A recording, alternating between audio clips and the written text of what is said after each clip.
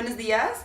Hoy estamos con Luisa Elvira Belaunde, gracias por estar acá. Ella es antropóloga, doctora en antropología y hace más de 35 años que trabaja en la Amazonía estudiando y haciendo la lucha por la protección de los derechos indígenas.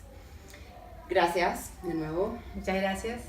Hoy estamos aquí y me gustaría hablar un poquito porque hemos visto muchas discusiones al respecto de la apropiación, de lo adecuado o no que es apropiarse de las técnicas gráficas de las comunidades indígenas. Y me gustaría que nos contaras un poquito cómo es el alcance del problema, ¿no? ¿Cuál es el problema en usar las técnicas de estas comunidades? Bueno, realmente los pueblos indígenas del continente americano y en general yo creo que del mundo tienen una riqueza imaginaria gigantesca.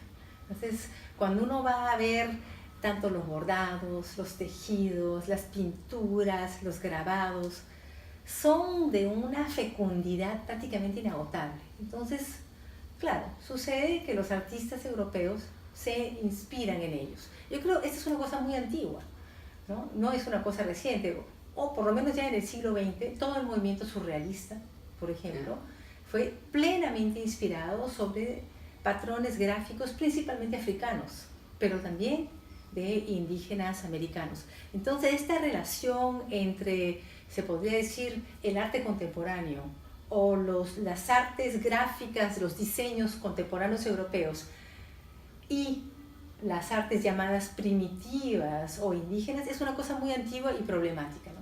La diferencia es que hoy en día existe una preocupación por asegurar que los derechos intelectuales de los pueblos indígenas sea plenamente respetada y por lo tanto que estos pueblos tengan la exclusividad tanto en el uso comercial como en la divulgación de sus patrones. Entonces, hoy en día, para poder inspirarse de los diseños gráficos indígenas, por ejemplo, peruanos, ya no se puede hacer como antes, ¿no? Simple y llanamente, ¡ay, qué bonito! Voy y lo reproduzco. Hoy en día es necesario tomar en cuenta los derechos de los pueblos originarios, ¿no? Entonces, se puede decir, a nivel legal, ¿no? Todavía no se ha avanzado lo suficiente.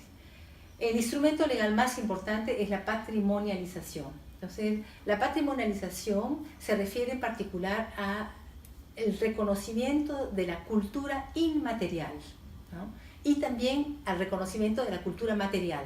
Son dos ramas diferentes. La cultura inmaterial se refiere a todos los conocimientos gracias a los cuales es posible producir, en este caso, patrones gráficos. O sea, para hacer un patrón gráfico, tú necesitas de todas las técnicas materiales, pero también, sobre todo, necesitas del conocimiento inmaterial, es decir, de aquello que te va a permitir después plasmar sobre un soporte material algún tipo de diseño, ¿no?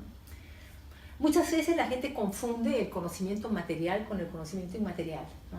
Entonces, para decir, bueno, pero tal patrón, tal diseño gráfico en sí, no ha sido reconocido como patrimonio, digamos, de la nación peruana. Eso no importa, lo importante es que lo que ha sido reconocido es el proceso inmaterial de conocimientos gracias a los cuales los pueblos indígenas producen los patrones materiales.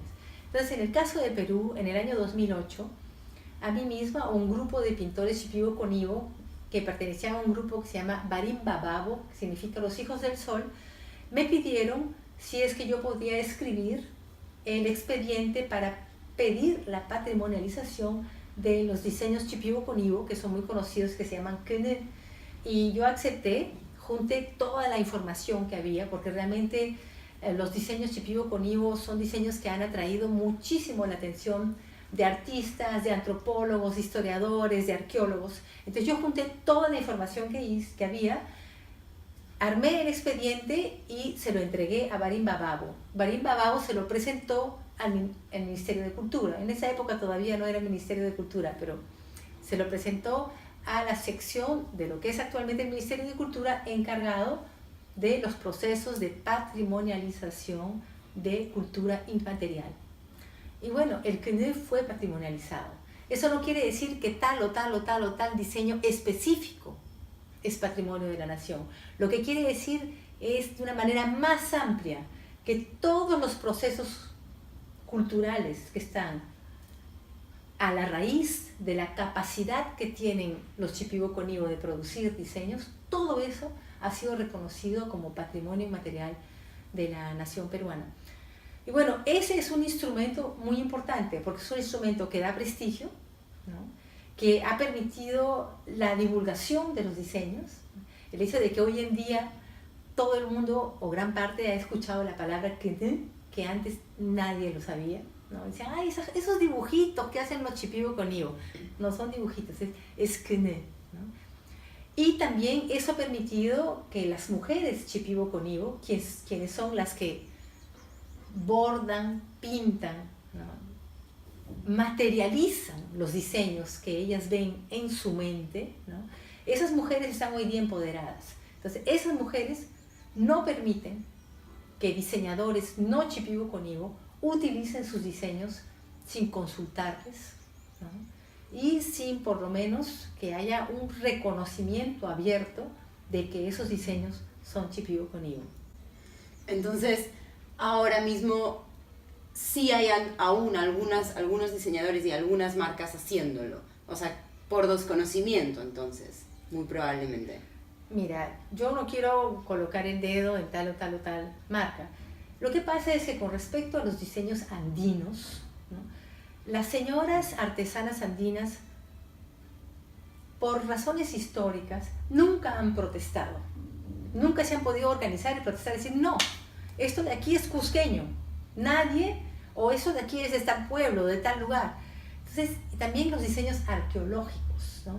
Los diseños arqueológicos, Mochica Chimú, la gente los ha utilizado sin pagarle o sin tener que reconocer su proveniencia, nunca.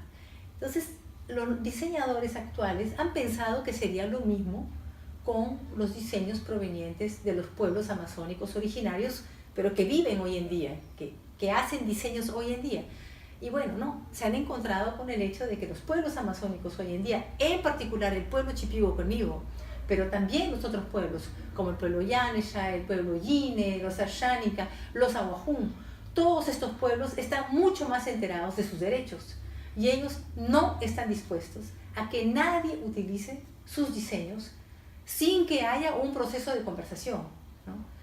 Y ahí es donde yo creo que todos los diseñadores que no son indígenas, las marcas de diseño que están interesadas de una u otra manera en inspirarse o en utilizar los diseños de los pueblos amazónicos, yo creo que todo el mundo está llamado a ser parte del proceso de creación de un marco legal que sea bueno para todo el mundo, que sea antes que nada bueno para los pueblos indígenas y también bueno para las firmas comerciales interesadas.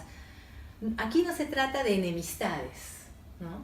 Se trata de ir juntos. Y en el Perú estamos en un momento muy especial en que es posible justamente crear esta asociación.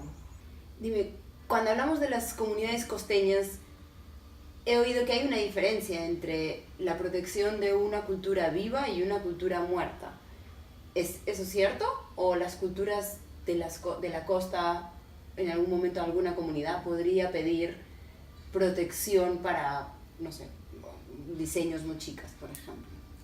Mira, no sé qué responderte, por definir, no sé si es cultura viva o cultura muerta, pero digamos que culturas vivas sí, son las que están actualmente, son totalmente contemporáneas, ¿no? La gente piensa, no, son tradicionales, son primitivas, no, son pueblos contemporáneos, pero que mantienen vivos, ¿no?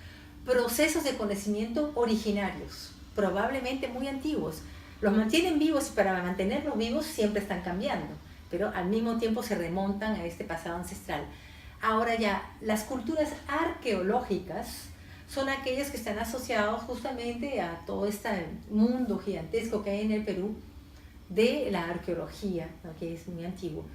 Pero muchas veces tú vas a ver, y los pueblos contemporáneos que habitan en los lugares donde se encuentran las huacas o los centros arqueológicos, ellos también tienen producciones contemporáneas que de una u otra manera pueden estar utilizando algunos de los diseños antiguos. No estoy diciendo en todos los casos, ¿no? Pero me parece que asumir que todo lo arqueológico necesariamente está muerto no es necesariamente el caso. Y yo creo que en la costa peruana probablemente hay muchos lugares donde algunas cosas están vivas. Por ejemplo, el caballito de Totora, ¿no? El caballito de Totora es una cosa muy antigua y está totalmente viva, por lo menos en algunos puntos de la costa peruana, ¿no? Pero definitivamente en lo que se refiere a los pueblos amazónicos, son culturas plenamente vivas. Qué bueno. Ya, entonces, cuando hablamos de conocimiento ancestral, ¿de qué hablamos? Los conocimientos ancestrales no son conocimientos estancados en el tiempo. Esa es la primera cosa que tenemos que tener muy en claro. Son conocimientos que tienen una raíz. Se puede decir que son conocimientos, la gente sabe de dónde viene. Porque esa es la gran diferencia. Un gran amigo mío, Renber Yaguarcani, un pintor, siempre me dice, los indígenas, dice, somos afortunados porque sabemos de dónde venimos. En cambio, que la gente en la ciudad, por el simple hecho de vivir en la ciudad como yo, ¿no? Por ejemplo, que soy una limeña de la ciudad, sí, yo sé de mi padre y mi abuelo, y después ni me pregunten. Mi madre es europea, pero no sé ni cómo, ni dónde, mucho. Mi padre más o menos, bueno, algunas locuras de estirpes, de genealogía, pero realmente yo no sé de dónde yo vengo. En cambio que la gente en la Amazonía sabe de dónde viene, es decir, que conoce las raíces de su conocimiento, ¿no? Y estas raíces del conocimiento están vivas, no porque se han mantenido congeladas, ni porque las han puesto en ningún museo, al contrario, están vivas porque cambian y se regeneran, y al cambiarse, al regenerarse, justamente afirman su ancestralidad. Eso es algo que en las ciudades no entendemos, porque pensamos que las subculturas ancestrales tienen que ser intactas al pasado. Es totalmente equivocado. La razón por la cual las culturas ancestrales existen hoy en día es justamente porque siempre han cambiado. Siempre han cambiado, pero manteniendo el conocimiento de su origen. Esa es la gran diferencia. Son modos de pensar, modos de relacionarse con el mundo, modos de construir el pasado y de construir el futuro, en el cual el origen siempre ocupa un lugar central. Nosotros, en cambio, intentamos, ¿cómo decir?, apagar el origen. Bueno, sí, leemos la Biblia o tenemos la teoría de la evolución, pero mi origen, mi familia, de dónde yo vengo, cuáles son los fundamentos de nuestra existencia, los desconocemos.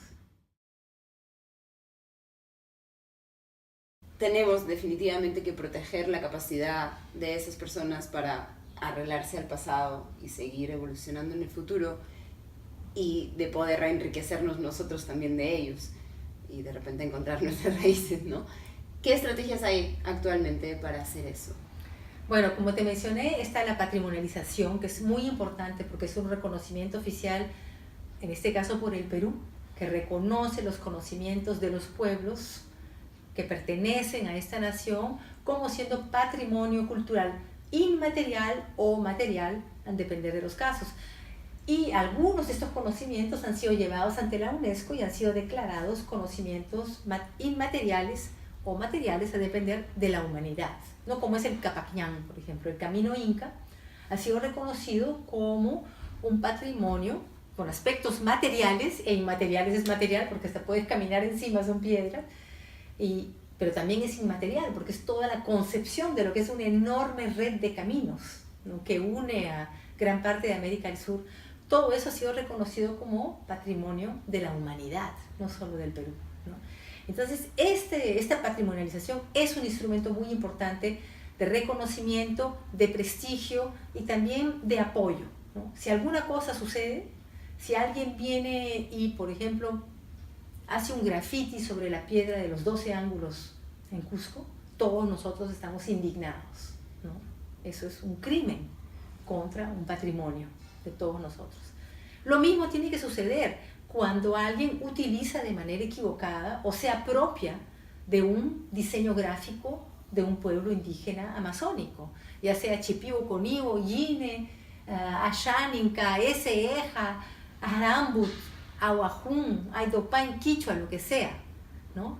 Porque esos diseños no todos han sido materializados, han sido patrimonializados, ¿no? Están en proceso de patrimonialización, pero todos ellos son una riqueza enorme que hoy en día los pueblos indígenas nos ofrecen a todos, y ellos quieren divulgar sus diseños.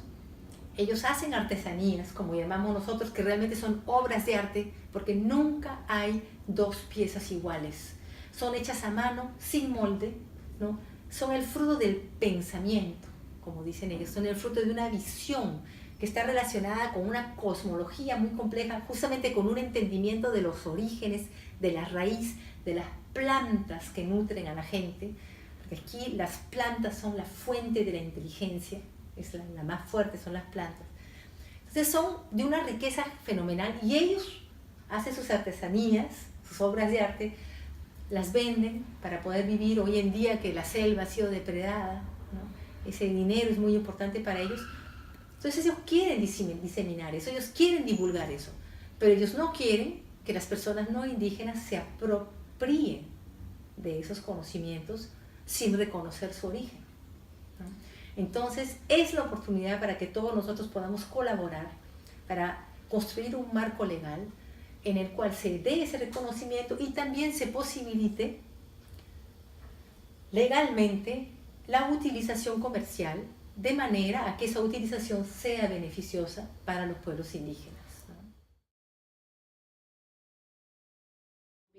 Si ahora, en el marco en el que estamos, que de momento no tenemos una ley que nos paute qué debemos hacer o no, si yo soy un diseñador o una empresa que quiero trabajar porque me gustan o porque tengo la convicción de que quiero difundirlos y darlos a conocer esos diseños, si quiero trabajar en eso, ¿cómo me aconsejarías que procediera?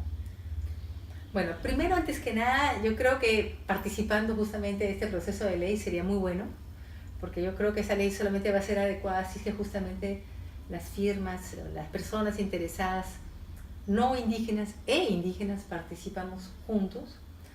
Después yo creo que es muy importante, por supuesto, pensar siempre no solamente en reconocer los diseños, sino en crear fuentes de trabajo para los pueblos que son los propietarios que tienen la propiedad intelectual de esos diseños. Y justamente yo diría entonces pensar en que estas firmas que sean fuente de trabajo para las personas involucradas, y también que estas firmas permitan la discusión de este tema entre los pobladores indígenas y no indígenas. Entonces, un intercambio, pero un intercambio reconociendo plenamente el hecho de que nosotros en la ciudad nos estamos inspirando del conocimiento indígena. Yo creo que hay gente que dice, no, somos de igual a igual, ¿no? Yo vengo con mi conocimiento y el indígena con el suyo, somos igual a igual. Eso es falso.